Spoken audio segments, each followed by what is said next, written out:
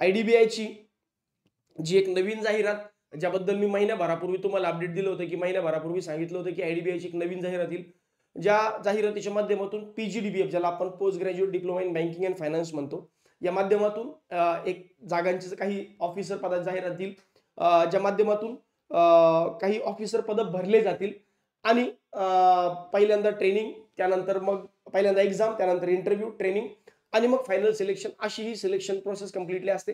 Normally IDBIच्या ज्या आमच्या 2 जाहिराती येतात, एक डायरेक्ट रिक्रुटमेंट, एक PGDBFच्या माध्यमातून रिक्रुटमेंट. तर डायरेक्ट रिक्रुटमेंटची एक्झाम झाली, आता 1 मार्चपासून त्यांचे इंटरव्ह्यू चालू होत आहेत. आता ही जी जाहिरात आहे ही डायरेक्ट नसून ही थोडीशी PGDBFच्या माध्यमातून आहे. त्यासाठी बरेच नवीन विद्यार्थी आहेत ज्यांना PGDBF बद्दल काहीच माहित नाही. तर सर्वात पहिल्यांदा ते समजून घेऊया, की नेमका PGDBF प्रोग्राम काय आहे किंवा हा जो डिप्लोमा आहे हा नेमका कसा वर्क करतो, सिलेक्शन प्रोसेस काय असेल, कोण लोक एलिजिबल आहेत, कोण लोक यासाठी पात्र आहेत, वयोमर्यादा काय, शैक्षणिक पात्रता असेल, सिलेक्शन प्रोसेस असेल, ही संपूर्ण माहिती जी या व्हिडिओच्या माध्यमातून तुम्हाला मिळेल. त्यासाठी जर तुम्हाला वाटतंय की हा कंटेंट खूप चांगला आहे आणि पूर्ण डाऊट्स क्लिअर झाले, तर शेवटी व्हिडिओ संपल्यानंतर जेव्हा तुम्ही पूर्ण व्हिडिओ बघताय, कंटेंट जर आवडलं तर व्हिडिओला शेअर करायला आणि लाईक करायला मात्र विसरू नका. एनिवेज पहिल्यांदा काय होतं बघा, PGDBF प्रोग्राममध्ये या प्रोग्राममध्ये जाण्यासाठी तुम्हाला पहिल्यांदा एक्झाम द्यावी लागते, त्यानंतर इंटरव्ह्यू द्यावा लागतो. एक्झाम दिली, इंटरव्ह्यू दिला की मग तुम्ही या प्रोग्रामसाठी एलिजिबल होता. आता हा प्रोग्राम नेमका काय, तर पहिल्यांदा क्लासरूम स्टडीज, म्हणजे जसं आपण सारथी एज्युकेशनच्या माध्यमातून तुम्हाला बँकिंगच्या क्लासच्या किंवा बँकिंगच्या एक्झामचा सिलेबस शिकवतो, तसं या माध्यमातून तुम्हाला तो सिलेबस शिकवला जाईल. कुठला, बँकिंगचा, जो डे टू डे वर्किंगमध्ये लागतो. तर तो क्लासरूम प्रोग्राम असेल बघा 6 महिने. हा प्रोग्राम 6 महिने चालेल. आता 6 महिने हा प्रोग्राम झाला, मग याच्यासाठी तुम्हाला 2 पर्याय दिले जातील. एक तर तुम्ही आयदर याला जा, मणिपालला जा, जो साऊथ आणि वेस्ट झोनचे जे विद्यार्थी आहेत, म्हणजे महाराष्ट्र भारतामधील जो साऊथ झोन आहे आणि वेस्ट झोन आहे, यातले जे विद्यार्थी आहेत हे जातील मणिपालला, म्हणजे बँगलोरला, या युनिव्हर्सिटीमध्ये. आणि जे वेस्ट झोन याचे नॉर्थ झोनचे विद्यार्थी आहेत, नॉर्थ झोनचे आणि ईस्ट झोनचे, ते जातील ग्रेटर नोएडाला. निटे एज्युकेशन नावाचं एक इन्स्टिट्यूट आहे, युनिव्हर्सिटी आहे, ॲज गुड ॲज मणिपालचाच एक हे आहे, विंग आहे, तर तिथं जातील. तर तुम्ही दोन्हीपैकी कुठल्या एका ठिकाणी जाणार. ऑफकोर्स आपण महाराष्ट्रातून बिलॉंग करतो, तर महाराष्ट्रातले विद्यार्थी जे ते बँगलोरला ट्रेनिंगला जातील. मग 6 महिने तुमची ट्रेनिंग होईल. 6 महिने ट्रेनिंग झाली की मग तुमची 2 महिने इंटर्नशिप असेल बघा. पहिल्यांदा 6 महिन्यांचं ट्रेनिंग इन्स्टिट्यूट लेवलला, त्यानंतर 2 महिन्यांचं इंटर्नशिप असतं. हे असतं बँकेमध्ये, IDBIच्या बँकेमध्ये, जे तुम्हाला जवळची ब्रँच असेल तिथे तुम्हाला मिळेल. त्यानंतर 4 महिन्याचं ऑन जॉब ट्रेनिंग असतं, ज्याला आपण OJT म्हणतो, ऑन जॉब ट्रेनिंग हे असतं. तर असा हा 12 महिन्यांचा प्रोग्राम आहे. 6 महिने क्लासरूम कोचिंग, 2 महिन्यांचं इंटर्नशिप आणि 4 महिन्यांचं OJT. यानंतर मग तुमचं फायनल सिलेक्शन होतं आणि या फायनल सिलेक्शन नंतर मग तुम्हाला बँकेत ऍक्च्युअल जॉब मिळतो. मग तुमचं डेझिग्नेशन होतं jam, IDBI junior assistant manager. IDBI मध्ये ज्युनियर असिस्टंट मॅनेजर या पदावर तुमची नियुक्ती होते. म्हणजे सिलेक्शन झाल्यापासून 1 वर्षानंतर जेव्हा तुम्ही हा ट्रेनिंग प्रोग्राम कंप्लीट करताल, कोर्स कंप्लीट करताल, इंटर्नशिप करताल आणि OJT करताल, त्यानंतर मग तुमचं बँकेत ऍक्च्युअल जॉईनिंग होतं. यासाठी ही बँक जी आहे तुमच्याकडून 3 लाख रुपये प्लस त्याच्यावर 18% GST, म्हणजे ॲज गुड ॲज 3,54,000 रुपये घेते. 3,54,000 रुपये तुमच्याकडून ही ट्रेनिंगची फीस घेते. इथं तुमचं अकोमोडेशन म्हणजे राहणं, खाणं पिणं सगळं फ्री असतं त्या दरम्यान, आणि तुम्हाला स्टायपेंड पण मिळतो. तर याची फीस तुमच्याकडनं घेते. जर तुम्ही ती कॅशमध्ये भरू शकत असाल तर कॅशमध्ये भरू शकता. जर तुम्हाला ती कॅशमध्ये भरायची नसेल तर मग तुम्ही डायरेक्टली लोन पण फॅसिलिटी घेऊ शकता. म्हणजे ती बँक तुम्हाला लोन देते, तुमच्या नावावर लोन देते आणि मग तुमच्या पगारातून ती लोनची जी EMI आहेत ते हळूहळू टप्प्याटप्प्याने कट होतात. अशी ही प्रोसेस असते. तर मला वाटतं PGDBF बद्दल आता ऑलमोस्ट सगळ्यांना क्लिअरिटी असेल. पहिल्यांदा एक्झाम होईल, इंटरव्ह्यू होईल, PGDBF प्रोग्रामला जातात. PGDBF मध्ये पहिल्यांदा 6 महिने कोर्स होईल, 2 महिन्यांचं इंटर्नशिप, 4 महिन्यांचं OJT आणि त्यानंतर मग बँकेत जॉईनिंग. याची फीस जी आहे ही 3 लाख प्लस GST अशा पद्धतीने. आता एकदा व्हॅकन्सीज बद्दल समजून घेऊया की नेमक्या किती जागा आहेत, कशा पद्धतीने आहेत. तर बघा, एकूण 650 जागा आहेत. 650 जागा यासाठी जनरल कॅटेगरीच्या 260, SC कॅटेगरीसाठी 100, ST कॅटेगरीसाठी 54, EWS साठी 65, OBC साठी 171, VI visually impaired, orthopaedically challenge, hearing impaired, intellectual disability किंवा मेंटल डिसेबिलिटीसाठी 6 जागा. तर अशा एकूण 650 जागांची ही जाहिरात आहे. मग समजा मी EWS कॅटेगरीतून बिलॉंग करतो, तर माझ्यासाठी जागा किती आहेत, या 65 प्लस या 260 म्हणजे 325 जागा. कारण रिझर्वेशन मधून जेव्हा मी अप्लाय करतो तेव्हा मी या 65+ हे जनरल अनरिझर्वच्या सगळ्या जागांसाठी इलिजिबल असतो.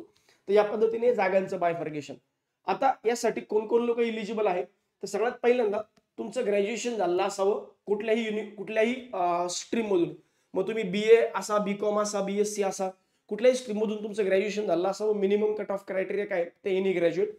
इथं कुठल्याही टक्केवारीची अट नाही. Candidate should graduate from any discipline or university recognised by government of India or equivalent qualification by the government of India. Passing only diploma course will not be considered qualifying the eligibility criteria.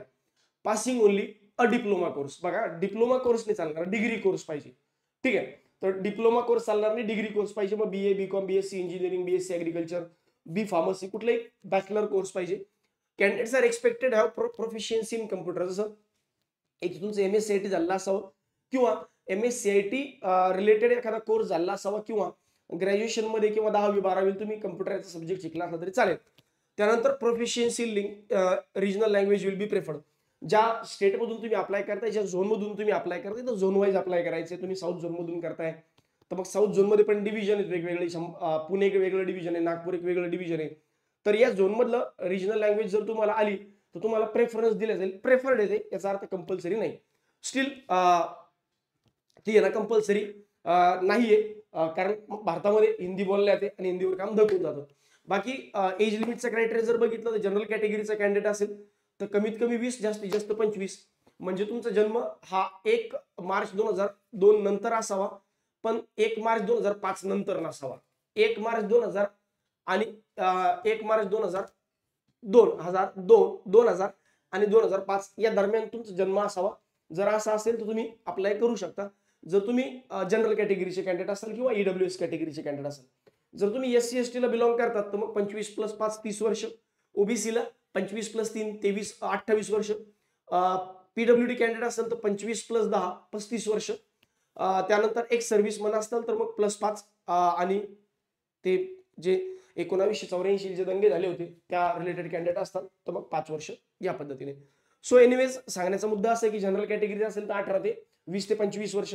SC ST असेल तर 30 वर्ष. OBC असेल तर 20 ते 28 आणि PWD candidate असेल तर 20 ते 35 वर्ष या पद्धतीने. बाकी सिलेक्शन प्रोसेस नेमकी कशी आहे, तर selection process the selection process will comprise of online test followed by personal interview of the candidate who have qualified in the online test. The online test will be objective in nature. The details of the same are furnished here under. पहिल्यांदा तुमची exam होईल. Exam झाल्यानंतर तुमचा interview होईल. जे लोक exam मध्ये pass होतील असे लोक इंटरव्ह्यू जातील. जे लोक एक्झाम मधून पास होतील या लोकांसाठी नेमकी एक्झाम कशी असेल तर बघा, reasoning plus DI. Reasoning plus DI. रिझनिंगचे 40 प्रश्न, DI चे 20 प्रश्न, असे 60 क्वेश्चन 60 मिनिट. 60 क्वेश्चन 60 मार्क आणि यासाठी 40 मिनिटांचा वेळ. इंग्लिशचे 40 क्वेश्चन 40 मार्क 20 मिनिटांचा वेळ. क्वांटचे 40 क्वेश्चन 40 मार्क. बघा, DIचं सेक्शन इथं येईल, इथं काय येईल, इथं अप्रॉक्सिमेशन येईल, इथं नंबर सिरीज येईल, इथं कंपॅरिझन ऑफ व्हेरिएबल येईल, त्यानंतर इथं कमर्शियल येईल आणि इथं केस लिट येईल. 4 DI इथं येतील आणि इथं कमर्शियल आणि स्पीड मॅथ्स या पद्धतीने. आणि जनरल अवेअरनेस 60 क्वेश्चन 60 मार्क 25 मिनिटांचा वेळ. तो ओव्हरऑल क्वांटचं वेटेज 60 मार्कांचं आहे, इकडे 40 वरती 20. रिझनिंगचं वेटेज 40 मार्कांचं, इंग्लिशचं वेटेज 40 मार्कांचं, GAचं वेटेज 60 मार्कांचं. अशा पद्धतीने ही सिलेक्शन प्रोसेस असणार आहे. बरं सर, नेमकी यासाठी फीस वगैरे काय असेल, तर एक्झामची जी फीस आहे या सिलेक्शन प्रोसेसची फीस, जर तुम्ही SC ST PWD कॅन्डिडेट असाल तर 250 रुपये आणि जर तुम्ही जनरल EWS OBC कॅन्डिडेट असाल तर 1050 रुपये यासाठी तुम्हाला फीज आहे. सर एवढी मोठी फीज आहे, ट्रेनिंगचा प्रोग्रामची फीज वेगळी आहे, तर आम्ही अप्लाय करावं की नाही करावं, बघा त्या संदर्भात मी थोडी तुम्हाला चर्चा करतो. त्या संदर्भात काळजी करू नका. एक्झामचा फॉर्म कधीपासून भरावा, तर 1 मार्च 2025 पासून फॉर्म भरणं चालू होत आहेत. 1 मार्च 2025 पासून ते 12 मार्च 2025 पर्यंत तुम्ही फॉर्म भरू शकता. 1 मार्च ते 12 मार्च पर्यंत तुम्ही फॉर्म भरू शकता. याची जी एक्झाम आहे, यापूर्वी मी अगोदर सांगितलं होतं की 2-4 दिवसांपूर्वी एक व्हिडिओ टाकला होता. तर IDBIची एक्झाम जी ही 6 एप्रिलला होणं अपेक्षित आहे. 6 एप्रिलला IDBIची ही जॅमची एक्झाम होईल. 6 एप्रिल 2025 ला त्यांनी पण ही डेट टेंटेटिव्ह दिली आहे. ठीक आहे. आता यासाठी नेमकं एक्झामचं सेंटर कुठं असेल, तर महाराष्ट्रामध्ये ऑलमोस्ट सगळे सेंटर्स आहेत. अमरावती आहे, छत्रपती संभाजीनगर आहे, त्यानंतर चंद्रपूर आहे, धुळे, जळगाव आहे, कोल्हापूर आहे, लातूर आहे, मुंबई किंवा ठाणे मुंबई, त्यानंतर नागपूर आहे, नांदेड आहे, नाशिक आहे, पुणे आहे, रत्नागिरी, म्हणजे ऑलमोस्ट महाराष्ट्रातलं इच अँड एव्हरी सेंटर यांनी कव्हर केलंय. त्यामुळे एक्झाम सेंटर बद्दल पण काळजी नसावी. एक्झाम सेंटर ऑलमोस्ट पूर्ण महाराष्ट्रामध्ये आहे. सर्व्हिस बॉन्ड एकदा जॉईन जर तुम्ही केलं, एकदा तुमचं सिलेक्शन झालं आणि जॉईन केलं, तर मध्येच तुम्हाला सोडता येत नाही. सोडायचं असेल तर तुम्हाला तो सर्व्हिस बॉन्ड पे करून जावा लागेल. जसं all candidates at the time of their joining course itself will have to execute service bond. Sir हा सर्व्हिस बॉन्ड नेमका कधीपासून लागू होतो? हा सर्व्हिस बॉन्ड लागू होतो तुमचं ट्रेनिंग संपलं, तुमचं इंटर्नशिप संपलं, तुमचं ओजीटी संपलं, त्यानंतर तुमचा सर्व्हिस बॉन्ड जो हा लागू होत असतो. म्हणजे 1 वर्षानंतर ज्या दिवशी तुम्ही ऍक्च्युअल बँकेत जॉईन करणार त्या दिवशीपासून हा सर्व्हिस बॉन्ड लागू होतो. तर सर्व्हिस बॉन्ड म्हणजे तुम्हाला पैसे भरायचे आहे का? नाही, तुम्हाला पैसे नाही भरायचे, फक्त एक बॉन्डवर साईन करायची आहे. तर हा 3 वर्षांसाठी सर्व्हिस बॉन्ड असतो. म्हणजे तुम्ही जॉईन झाल्यानंतर 3 वर्ष सोडू शकत नाही. म्हणजे ज्या दिवशी मी जॉईन करेल ऍक्च्युअल जॉब, त्याच्यानंतर 3 वर्षाच्या आत जर मी सोडून गेलो, जर सोडून गेलो, तर 2 लाख प्लस टॅक्सेस त्यानुसार त्यावेळेस जसे असतील तसे मिनिमम 2 लाख रुपये तुम्हाला भरून जावे लागतील. आता तसा विचार केला तर 50,000 यांची सॅलरी मिनिमम, बरोबर. 50,000 सॅलरी असल्यामुळे हा 4 महिन्याचा पगार तुम्हाला सोडून जायचा आहे. जर तुमचं याच्यापेक्षा काही चांगलं कल्याण झालं, उद्या तुम्ही एसबीआय पीओ झाला, आयबीपीएस पीओ झालात किंवा कुठे इन्शुरन्स सेक्टरमध्ये ऑफिसर झालात, तर अशा केसमध्ये जर तुम्हाला सोडून जायचं असेल तर 2 लाख रुपये तुम्हाला पे करून जावे लागतील सोडायचं असेल तर. जॉईन करताना फक्त ॲग्रीमेंट करायचं की जर मी सोडून गेलो तर मी 2 लाख रुपये देऊन जाईल, बस एवढं म्हणणं आहे, बाकी काही नाही. ठीक आहे. 3 वर्षाच्या, 3 वर्षानंतर जर तुम्ही सोडून गेलात, तर मग काय प्रॉब्लेम नाही. 3 वर्षानंतर तुम्ही फ्री ऑफ कॉस्ट जाऊ शकता. हे 3.5 लाख रुपये जे आहे, ही तुमची ट्रेनिंग कॉस्ट आहे, तिथे तुम्हाला वेगळी द्यायची, 2 लाख रुपये वेगळे द्यायचे. या पद्धतीने त्याबद्दल एकदम क्लिअर राहा. बरं सर, मी अप्लाय करताना नेमकं कुठल्या झोनमधून अप्लाय करू? आता याच्यात तुम्हाला जेव्हा तुम्ही जेव्हा फॉर्म भरताल, तेव्हा तुम्हाला ते विचारेल की कुठल्या झोनमधून अप्लाय करायचं आहे. तर बघा, जर तुम्ही मुंबईतून अप्लाय केलं तर तुमची जॉईनिंग मुंबई, ठाणे किंवा नाशिकला असेल. जर तुम्ही मुंबईतून अप्लाय केलं, मुंबई झोनमधून, बघा हे झोन आहेत आणि हे स्टेट्स आहेत. तर झोनमधून मुंबईतून अप्लाय केलं तर तुमची जॉईनिंग मुंबई, ठाणे, नाशिकला असू शकते. जर तुम्ही नागपूरमधून अप्लाय केलं तर तुमची जॉईनिंग कुठं असेल? अहमदनगर, जे नवीन नाव अहिल्यादेवी नगर, छत्रपती संभाजीनगर, जळगाव, नागपूर, सोलापूर. नागपूरमधून अप्लाय केलं तर. आणि जर तुम्ही पुण्यातून अप्लाय केलं तर पुणे, सातारा, कोल्हापूर आणि गोवा. तर सांगण्याचा उद्देश असा आहे की तुम्ही कुठल्याही एका झोनमधून अप्लाय करू शकता आणि ज्या झोनमधून अप्लाय करताल त्याच झोनमध्ये तुमची जॉईनिंग होईल. फॉर एक्झाम्पल, मी छत्रपती संभाजीनगरला राहतो आणि मला इथं जॉईनिंग पाहिजे, तर मी नागपूरमधून अप्लाय करेल. एखादा विद्यार्थी नाशिकचा आहे, तो म्हणतो मला मुंबई किंवा नाशिक चालेल, तो मुंबईमधून अप्लाय करेल. एखादा विद्यार्थी म्हणतोय सर मी साताऱ्याचा आहे पण मला पुणे जॉईनिंग पण चालेल, मग त्याने पुणे झोनमधून अप्लाय करावं. तर झोनपैकी कुठला एक झोन निवडायचा आहे अप्लाय करताना. जिथं तुम्हाला जॉईनिंग पाहिजे तिथं झोन निवडा. कारण तसंही जागा ज्या आहेत या झोन वाईज नाही आहेत, जागा या रॅन्डम असणार आहेत. त्यामुळे ही जे विचारले तुम्हाला हे ऑफकोर्स कशासाठी, तर जॉईनिंग नुसार या झोनमध्ये तुम्हाला जॉईनिंग मिळेल. सर, काही कॉमन डाऊट्स आहेत आमच्या मनामध्ये, ते पण डिस्कस व्हायला पाहिजे. तर हे मला जे वाटतात ते डाऊट मी डिस्कस करतोय. बाकी तुम्हाला वाटतं की याच्या व्यतिरिक्त काही डाऊट्स आहेत तर डेफिनेटली तुम्ही कमेंट बॉक्समध्ये टाका, त्याच्यावर आपण डेफिनेटली चर्चा करूच. कॉमन डाऊट्स पहिला, stipend during training period. Sir, जसं तुम्ही आता म्हणले की जेव्हा तुम्ही बँगलोरला ट्रेनिंगला असला तुम्हाला स्टायपेंड मिळेल, तर हो, जे 6 महिने जेव्हा तुमचं क्लासरूम ट्रेनिंग चालेल, हे 6 महिने तुम्हाला 5,000 रुपये स्टायपेंड मिळेल. 5,000 रुपये स्टायपेंड मिळेल. 6 महिने जे आहेत हे तुम्हाला 5,000 रुपये स्टायपेंड मिळेल. प्लस पुढचे जे ओजीटीचा टाइम आहे, ओजीटीचा, इथे तुम्हाला 15,000 रुपये स्टायपेंड मिळेल. ओजीटीच्या टायमिंग मध्ये 15,000 रुपये स्टायपेंड मिळेल. तर अशा पद्धतीने तुमचे बऱ्यापैकी पैसे जे आहेत हे वसूल होणार आहेत. मला वाटतं ओजीटी, एकच मिनिट, याबद्दल मला अजून थोडंसं क्लिअर व्हायचंच आहे. कारण 6 महिने का 8 महिने याच्याबद्दल थोडंसं मला कन्फ्यूजन है मेरे दिमाग में. 1 मिनट रुको आप जरा.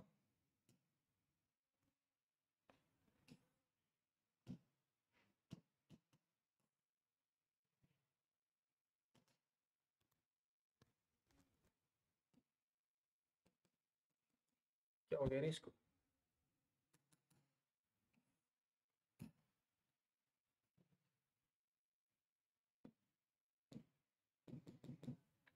ऍडव्हर्टाइजमेंट डाउनलोड, एकच मिनिट थांबा. माझ्याकडे 6 महिने की 8 महिने त्याच्याबद्दल मी वाचलं, पण एक्झॅक्ट माझ्या लक्षात येईना की 6 महिने होतं की 8 महिने होतं.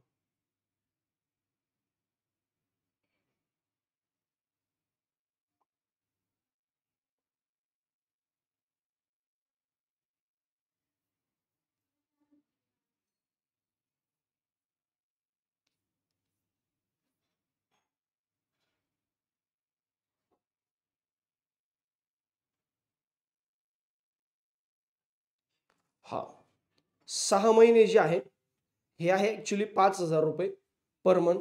इंटर्नशिप पिरियड 2 महिने 15,000. द बँक रिझर्व्ह राईट या पद्धतीने आहे. बाकी successful completion of 4 months officer of the requirement याच्याबद्दल त्यांनी क्लिअर आयडिया नाही दिली की OJT मध्ये किती पगार असणार आहे. OJT मध्ये किती पगार असेल याच्याबद्दल क्लिअर आयडिया दिली. तर हे जे स्टायपेंड तुम्हाला मिळेल, आपला जो पहिला मुद्दा चालला होता की स्टायपेंडचा, तर हे जे सुरुवातीचे 6 महिने आहे, सुरुवातीचे 6 महिने हा ॲक्च्युअली पगार तुमचा असेल. म्हणजे इथं तुम्हाला सुरुवातीचे 6 महिने 5,000 रुपये स्टायपेंड मिळेल. प्लस जी तुमचे 2 महिन्यांचे इंटर्नशिप आहे इथं 15,000 रुपये मिळेल. म्हणजे ॲज गुड ॲज हे 30 आणि हे 30 60,000 रुपये तुम्ही जॉईन व्हायच्या अगोदरच वसूल करतायत. पण यातला बराच पैसा जो आहे ना हा ॲक्च्युअली तुमचा इंटरेस्ट मधून कट होतो. म्हणजे तुम्ही जे 3 लाखांचं लोन जर घेतलं तर इंटरेस्टचाच हा स्टायपेंड जातो. हा जर तुम्ही लोन नाही घेतलं तर मग मात्र तुम्हाला तो मिळेल. सर चला ठीक आहे, तुम्ही म्हणतायत आम्ही हे जॉईन करतो किंवा करतो कंप्लीट, तर आम्हाला जॉब गॅरंटी आहे का ट्रेनिंग नंतर? तर हो, जर तुम्ही ट्रेनिंग सक्सेसफुली कंप्लीट केलं तर तुम्हाला यांच्याकडून जॉब गॅरंटी आहे. IDBI तुम्हाला डेफिनेटली जॉईन करून घेणार. सर याच्यामध्ये फेल होण्याचे काही चान्सेस असतात का? तर बघा IDBIची जेव्हा तुम्ही PGDBFचा प्रोग्राम करणार इथे तुमची एवढी पर्सनॅलिटी ग्रूमिंग होते तर इथं फेल होण्याचे चान्सेस तो ऑलमोस्ट निग्लिजिबलच आहे. म्हणजे मी म्हणतो 99% लोक 100% लोक ऑलमोस्ट पास होतातच. एखादा जरी चुकून फेल झाला तर बघा त्यांना पुन्हा चान्स मिळतो की पुढची एक्झाम द्या आणि तुम्ही पास व्हा. पण मी म्हणतोय की जर तुम्ही ही एक्झाम पास करून जाताय तुम्हाला तेवढं बेसिक नॉलेज आहेच, त्याच्यामुळं ऑलमोस्ट सगळे जण पास होतात, फेल होण्याचे चान्सेस नसतात. सर याला सेक्शनल कट ऑफ आहे का? तर हो, 0.25 म्हणजे 1/4 निगेटिव्ह मार्किंग याला आहे. त्यानंतर निगेटिव्ह मार्किंग आहे का? हो आहे. आणि सेक्शनल कट ऑफ पण आहे. हा निगेटिव्ह मार्किंग उलट बोललो. निगेटिव्ह मार्किंग आहे आणि सेक्शनल कट ऑफ पण आहे. म्हणजे क्वांटमध्ये पास होणे, रिझनिंग मध्ये पास होणे, इंग्लिशमध्ये पास होणे, GA मध्ये पास होणे. सेक्शनल कट ऑफ पण निगेटिव्ह मार्किंग आहे. आता सर नेमकं कुणी अप्लाय करायला पाहिजे हा मुद्दा फार जास्त मॅटर करतो. बघा कुणी अप्लाय करायला पाहिजे? बघा जे लोक नवीन नवीन आहेत पण जॉबची खूप गरज आहे, जे लोक जुने आहेत जॉबची खूप गरज आहे, म्हणजे ज्याला अत्यंत जॉबची गरज आहे, ज्याला अत्यंत जॉबची गरज आहे तर त्या व्यक्तीला जॉईन करणं आवश्यक आहे. म्हणजे त्या व्यक्तीने यासाठी अप्लाय करावं. सर मी अजून वर्षभर 2 वर्षांचा वेळ देऊ शकतो असं काही प्रॉब्लेम नाही. प्रायव्हेट बँकेत गेल्यापेक्षा तसंही IDBI ही प्रायव्हेट बँक आहे बरोबर. तर IDBI मध्ये गेल्यापेक्षा मी नॅशनलाइज साठी 2 वर्ष तयारी करण्याची माझी मानसिकता आहे. वय पण अजून हातात आहे, वय पण तेवढं संपलं नाहीये. त्यामुळं मला असं वाटतं की मला तेवढं जॉईन करण्याची आवश्यकता तरी सध्या गरज नाहीये. तर मग अशा परिस्थितीमध्ये तुम्ही अप्लाय नाही केलं तरी चालेल. नो वरीज ॲट ऑल, तुम्ही बिंदास्त राहा त्या बाबतीत. पण जर तुम्हाला जॉबची खरंच गरज आहे, सर तुम्ही असं का म्हणताय की जॉबची गरज आहे तरच अप्लाय करा? बघा यांचं जॉब प्रोफाईल जे आहे, यांचं जॉब प्रोफाईल हे ऍक्च्युअली असं आहे की यांचं थोडंसं बँकेत तर काम आहेच, पण सोबत सोबत यांचं ऍक्च्युअल ग्राउंड लेवलला पण काम आहे, जसं बाहेर पण जावं लागतं. म्हणजे आउटसाइड द ब्रांचेस थोडंसं मार्केटिंगला जावं लागतं, सेल्स करावा लागतो, इन्शुरन्स विकावा लागतो, म्युच्युअल फंड्स विकावे लागतात, डीमॅट अकाउंट विकावे लागतात. तर हा जो बेसिक जो बँकांचे प्रोडक्ट्स आहेत, होम लोन विकावं लागतं, कार लोन विकावं लागतं. तर याचे प्रेशर जे आहेत ऑफकोर्स बँकेचे कर्मचाऱ्यांवर असतात. तर हा थोडासा टार्गेट ओरिएंटेड जॉब आहे. त्यामुळं खूपच जॉबची गरज असेल तरच अप्लाय करा. जॉबची गरज नसेल तर अप्लाय करू नका. तुम्ही जर 2 वर्ष अजून तयारी करू इच्छिता, करू शकता. घरच्यांचा चांगला सपोर्ट आहे, तुमची करण्याची मानसिकता आहे, प्री मेन्स निघताय डेफिनेटली, SBI ची चांगली अपॉर्च्युनिटी आहे, तर तुम्ही अप्लाय करू शकता. म्हणजे नका करू. जर तुम्ही या पॅरामीटरमध्ये बसत नसाल तर अप्लाय करा. आता या परिस्थितीमध्ये एक गोष्ट पण क्लिअर आहे बघा, की जसं SBIचे आता यावेळेस फायनल सिलेक्शन होतील मुलांचे आणि SBI मध्ये ऑलमोस्ट चांगला क्रीम क्राऊड चालला जाईल. आता तोच क्राऊड IDBI ला पण अप्लाय करेल आणि तो काही जॉईन करणार नाही. तर वेटिंग मधून पण बऱ्याच कॅन्डिडेटचे आता सिलेक्शन होणार आहे. त्यामुळं ज्यांना जे एकदम नवीन नवीन नवशिके कॅन्डिडेट आहे, जसं आता नवीन बॅचेस जॉईन केल्या, आता रिसेंट आम्ही अभ्यास करतोय, आम्ही रिसेंटलाच बँकिंगचा स्टडी चालू केला, तर अशा परिस्थितीमध्ये अशाही लोकांचं सिलेक्शन होण्याचे चान्सेस बनतात. कारण एक चांगला मोठा क्राऊड जो आहे हा यावेळेस SBI मध्ये सिलेक्ट होऊन जाणार आहे. त्यामुळे तुमच्यासारख्या नवीन लोकांना अपॉर्च्युनिटी IDBIच्या केसमध्ये मिळेल. जॉईन करायचं की नाही करायचं तर आपण नंतरचा प्रश्न आहे. आता मी म्हणतोय जर मला विचारताल तुम्ही म्हणेल अप्लाय करून ठेवा, प्रोसेस करा, फायनल सिलेक्शन होऊ द्या. जॉईन करायचं की नाही करायचं तो आपल्या हातातला मुद्दा आहे. ठीक आहे, तर कुणी अप्लाय करावं याबद्दल क्लिअर असावं. सर एक्झाम आणि इंटरव्ह्यूचं वेटेज काय असेल? बघा एक्झामचं मार्कांचं वेटेज 75% आणि इंटरव्ह्यूचं वेटेज 25%. तर अशा पद्धतीने हे वेटेज असणार आहे. एक्झाम 75% आणि इंटरव्ह्यू 25% वेटेज आहे. बाकी मला वाटतं ऑलमोस्ट सगळ्यांचे डाऊट जे आहेत ते क्लिअर असतील, असावेत, काही प्रॉब्लेम नाही. जरी तुम्हाला असं वाटलं काही डाऊट आहेत तर कमेंट बॉक्समध्ये लिहायला विसरू नका. आणि माहिती आवडली तर व्हिडिओला लाईक करा, शेअर करा आणि अशाच प्रकारच्या नवनवीन जाहिराती असतील किंवा नवनवीन व्हिडिओ असतील हे तुमच्यापर्यंत पोहोचावे यासाठी चॅनलला सबस्क्राईब करा आणि बेल आयकॉनवर क्लिक करून ठेवा सो दॅट नोटिफिकेशन येतील. धन्यवाद. Thank you very much.